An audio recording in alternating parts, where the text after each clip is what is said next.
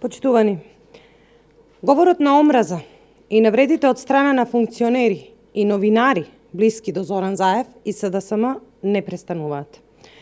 Тоа е повеќе од јасно, откако видовме дека ниту невладините организации, ниту некој од функционерите на СДСМ се огради од навредите на Златко Оригјански, кој токму од Заев беше поставен да ја представува македонската култура, замислете, во Тирана.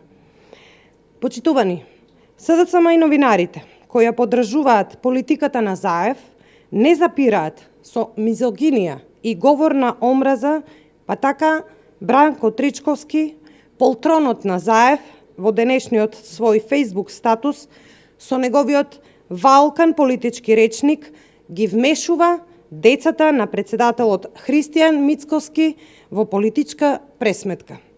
Зоран Заев, Бранко Тричковски и СДСМ одамна се разминале со моралот и со етиката. Власта не бира средства, па навредува и деца и фамилии. Ова лудило од страна на СДСМ мора да запре и сите заедно да го осудиме ваквото однесување. Ви благодарам.